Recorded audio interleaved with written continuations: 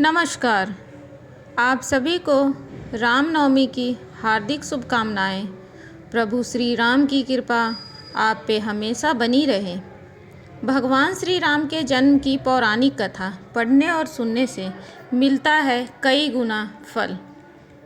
भगवान श्री राम के जन्म की पवित्र कथा हम सभी जानते हैं। आइए इस कथा को फिर सुने और पुण्य फल प्राप्त करें।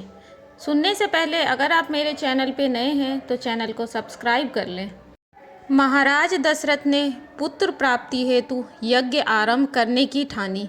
महाराज की आज्ञा अनुसार श्याम कर्ण घोड़ा चतुरंगिनी सेना के साथ छुड़वा दिया गया।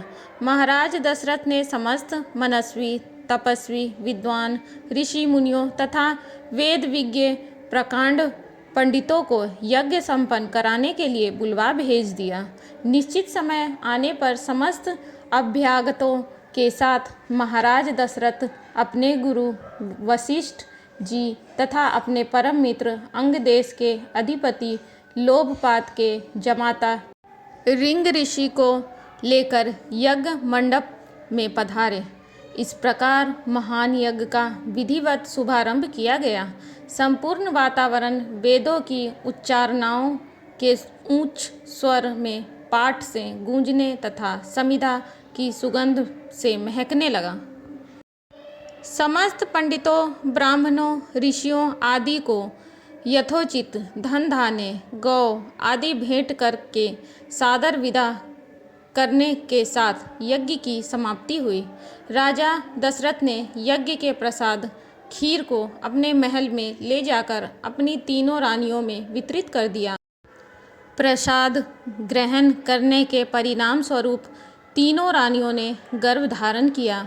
जब चैत्र मास के शुक्ल पक्ष की नौमी तिथि को पुनर्वसु नक्षत्र में सूर्य, मंगल, शनि, बृहस्पति तथा शुक्र अपने अपने उच्च स्थानों में विराजमान थे, कर्क लगन का उदय होते ही महाराज दशरथ की बड़ी रानी कौसल्या के गर्भ से एक शिशु का जन्म हुआ, जो कि नीलवर्ण, चुंबकीय आकर्षण वाले, अत्यंत तेजोमय, परम कांतिवान तथा अत्यंत सुंदर था।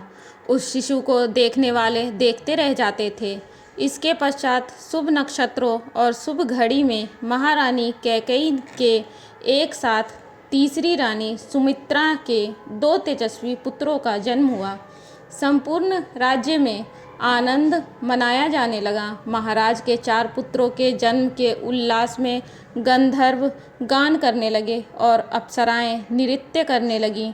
देवता अपने विमानों में बैठकर पुष्प वर्षा करने लगे। महाराज ने उन्मुक्त हस्त से राजद्वार पर आए भाट, चारण तथा आशीर्वाद देने वाले ब्राह्मणों और याचकों को दान दक्षिणा दी। पुरस्कार में प्रजाजनों को धन धान्य तथा दरबारियों को रत्न आभूषण प्रदान किए। चारों पुत्रों का नामकरण संस्कार महर्षि वशिष्ठ के द्वारा किया गया तथा उनके नाम रामचंद्र, भरत, लक्ष्मण और शत्रुघ्न रखे गए। आयु बढ़ने के साथ ही रामचंद्र गुणों में भी अपने भाइयों से आगे बढ़ने तथा प्रजा में अत्यंत लोकप्रिय होने लगे।